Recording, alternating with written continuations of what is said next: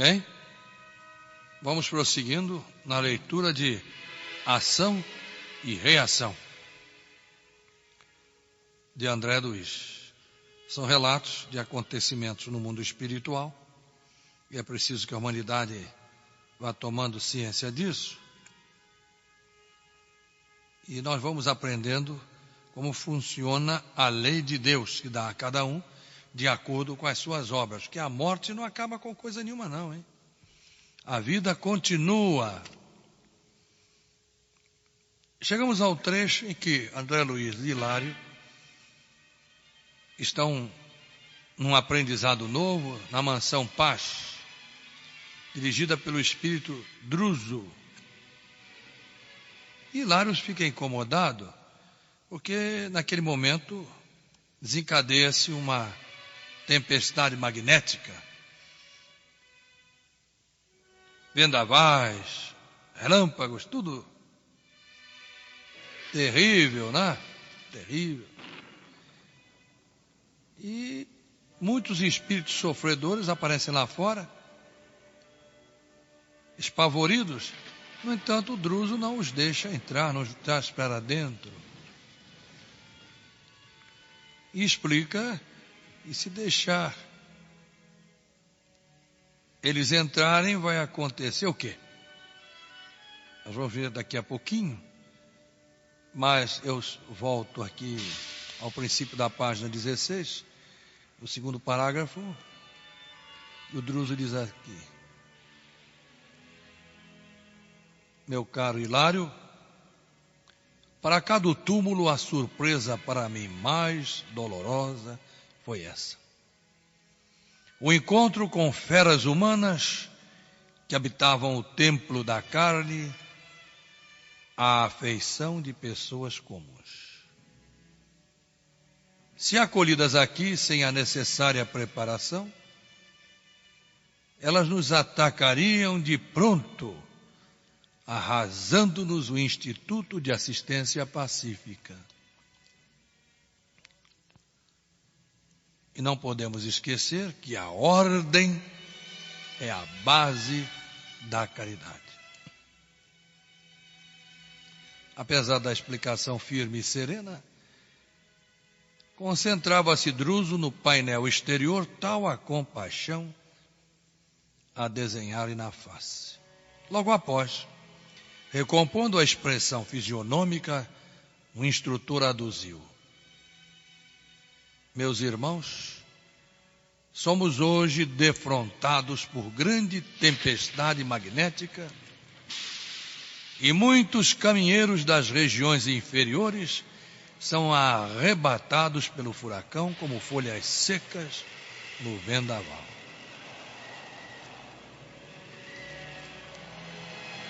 E guardam consciência disso? Indagou Hilário perplexo.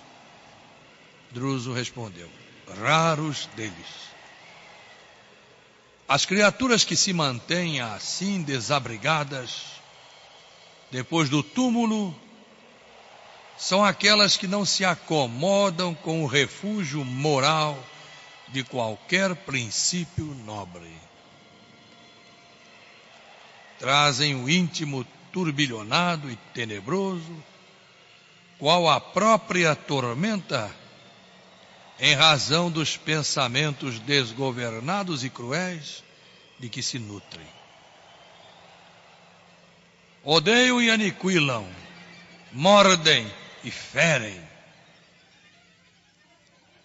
Alojá-los de imediato nos santuários de socorro aqui estabelecidos será o mesmo que asilar tigres desarvorados entre fiéis que oram num templo.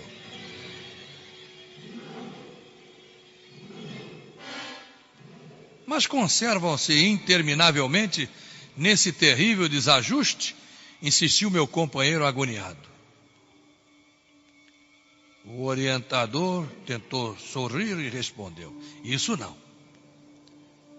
Semelhante fase de inconsciência e desvario passa também como a tempestade passa.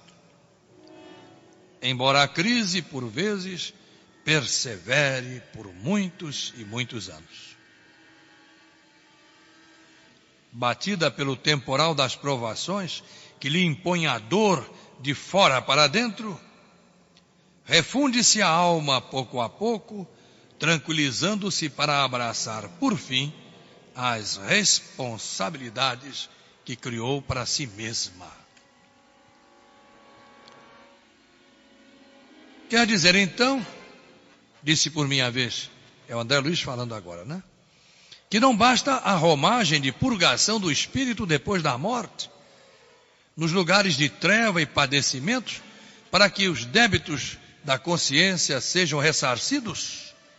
Quer dizer, não basta estar sofrendo lá no astral, purgando lá no umbral, no purgatório, como quiserem chamar, no astral inferior, para ter os débitos de consciência todos apagados. Perfeitamente aclarou o amigo Druso, atalhando-me a consideração reticenciosa. Perfeitamente. O desespero vale por demência, a que as almas se atiram nas explosões de incontinência e revolta.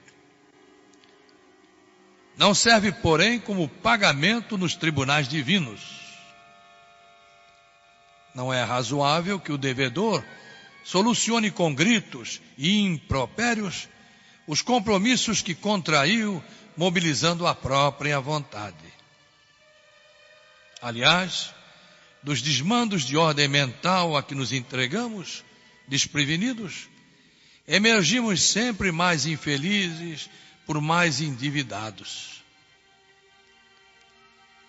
Cessada a febre de loucura e rebelião, o espírito culpado volve ao remorso e à penitência.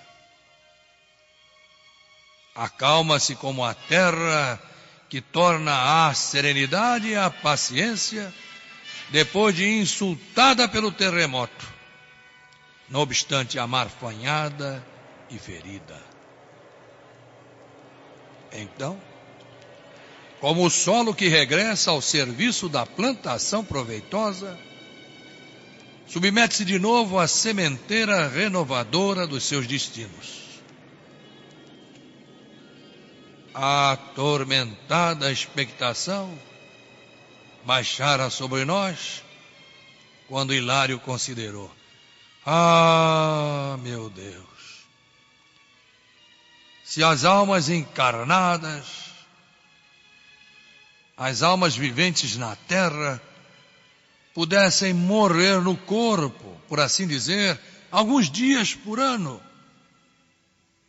mas não à maneira do sono físico em que se refazem, porém com plena consciência da vida que as espera no outro mundo. Se isto pudesse acontecer. Sim, ajuntou o orientador fraternalmente. Isso realmente modificaria a face moral do mundo. Entretanto, a existência humana, por mais longa, é simples aprendizado em que o espírito reclama benéficas restrições para restaurar o seu caminho. Usando nova máquina fisiológica entre os semelhantes, deve atender à renovação que lhe diz respeito, e isso exige a centralização de suas forças mentais na experiência terrena a que transitoriamente se afeiçoa.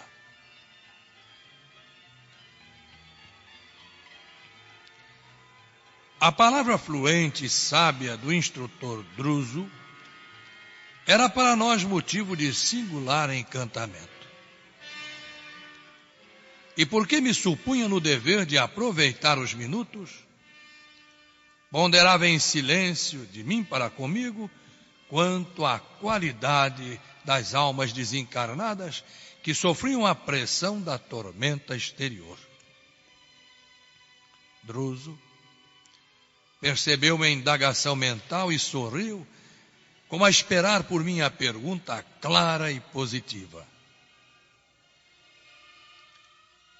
Instado então pela força de seu olhar, observei respeitoso. Diante do espetáculo penoso a que nos é dado assistir, somos naturalmente constrangidos a pensar na procedência dos que experimentam o mergulho nesse torvelinho de horror. São delinquentes comuns ou criminosos acusados de grandes faltas? Encontraríamos por aí seres primitivos, como os nossos indígenas, por exemplo? A resposta do amigo não se fez esperar. André, tais inquirições, quando de minha vinda para cá, me assomaram igualmente a cabeça. Há 50 anos sucessivos, estou nesse refúgio de socorro, oração e esperança. Penetrei os umbrais desta casa como enfermo grave, após o desligamento do corpo terrestre. Encontrei aqui um hospital e uma escola. Amparado, passei a estudar minha nova situação, desejando servir. Fui padioleiro, cooperador da limpeza, enfermeiro, professor, magnetizador, até que, de alguns anos para cá, recebi jubilosamente o encargo de orientar a instituição sob o comando positivo dos instrutores que nos dirigem. Obrigado a pacientes e laboriosas investigações, por força de meus deveres, posso adiantar-lhes que as densas trevas em torno somente chegam às consciências que se entenebreceram nos crimes deliberados, apagando a luz do equilíbrio em si mesmas. Quer dizer, só chega ali naqueles lugares tenebrosos quem tem coisas tenebrosas dentro da alma, desde antes de passar desta para melhor, né? Ou no caso até para pior, que aí é umbral mesmo.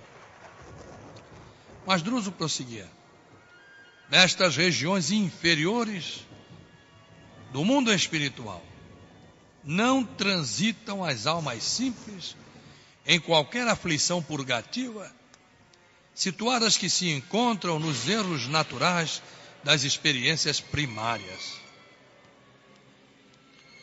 Cada ser está jungido por impositivos da atração magnética ao círculo de evolução que lhe é próprio. Os selvagens, aqui ele se refere aos indígenas, né, do mundo, em grande maioria, até que se lhes desenvolva o mundo mental, vivem quase sempre confinados à floresta, que lhes resume os interesses e os sonhos, retirando-se vagarosamente do seu campo tribal, sob a direção dos espíritos benevolentes e sábios que os assistem. E as almas notoriamente primitivas, em grande parte, caminham ao influxo dos gênios beneméritos que as sustentam e inspiram, laborando com sacrifício e aproveitando os erros, filhos das boas intenções, a maneira de ensinamentos preciosos que garantem a educação dessas almas. Asseguro-lhes assim que nas zonas infernais propriamente ditas, apenas residem aquelas mentes que, conhecendo as responsabilidades morais que lhes competiam, delas se ausentaram deliberadamente, com o louco propósito de ludibriarem o próprio Deus. O inferno, a rigor, pode ser, desse modo, definido como vasto campo de desequilíbrio estabelecido pela maldade calculada nascido da cegueira voluntária e da perversidade completa. Aí vivem domiciliados, às vezes, por séculos, minha gente, meus irmãos, prestaram atenção aqui, por séculos. Espíritos que se bestializaram, fixos, que se acham na crueldade e no egocentrismo.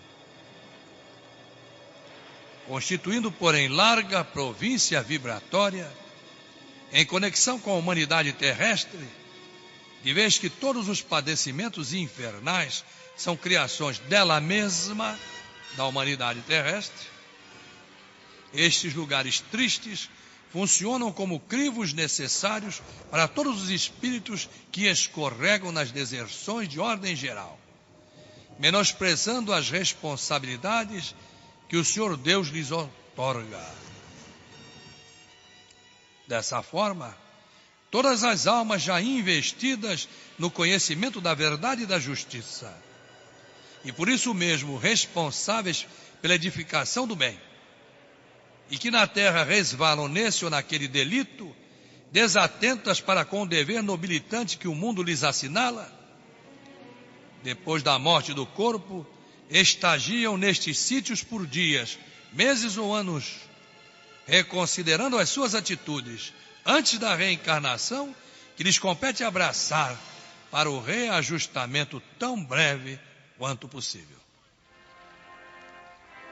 Desse modo, dispunha-se Hilário a ensaiar conclusões, mas Druso, apreendendo-lhe a ideia, atalhou sintetizando. Desse modo, Hilário, os gênios infernais que supõem governar esta região, com poder infalível, aqui vivem por tempo indeterminado.